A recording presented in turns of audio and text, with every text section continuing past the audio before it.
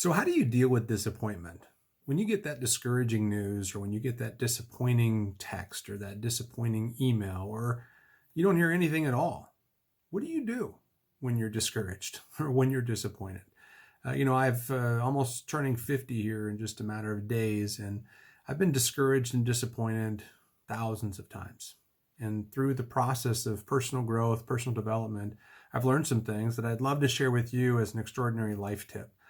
One of the things that I've learned, and this hasn't been but just recently, that I picked up a strategy. And the strategy was to review the story that I was telling myself based upon the facts of the discouragement or the facts of the disappointment. So something bad would happen, and I would immediately look at the story as being a bunch of negative things that led up to this particular experience, or I started telling myself a future story about this discouragement or disappointment. And I realized that a lot of the pain was in the story that I was choosing to tell myself. So if you're going through a discouragement or a disappointment, what's the story that you're telling yourself about the facts? Because the facts may have a different story. I have learned, and you may have seen in your life, that oftentimes the biggest tests in our life become part of our testimony, and they allow us to become more. They allow us to challenge ourselves to grow. The biggest messes in our life can oftentimes become a message of hope, a message of encouragement, not only to ourselves, but to other people. I had situations, and I'm sure that you could think about situations in your life where you had some very discouraging or disappointing news, and that actually led to something much greater and much better in the future, meaning that you were disappointed and discouraged at the time, but years later you were very thankful that that didn't take place, that that didn't happen.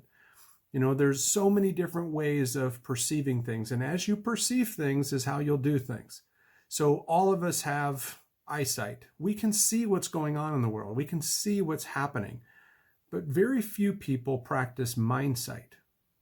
How we're thinking about things in the future. How can we interpret these things and actually can make them become something that's a very big positive and an encouragement to us?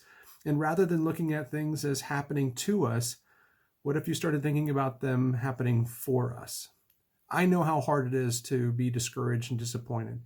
This last 12 months, very discouraging and very disappointing in many different aspects. But I chose to think about it with a different story. I wasn't perfect with it, but every time I reframed the situation and I started thinking about what could come from it and what would develop from the pain or from the problem or from the discouragement and disappointment, it got me through. How about you? What are you doing to deal with disappointment? How do you deal with this discouragement or disappointment? I'd love to see it in the chat.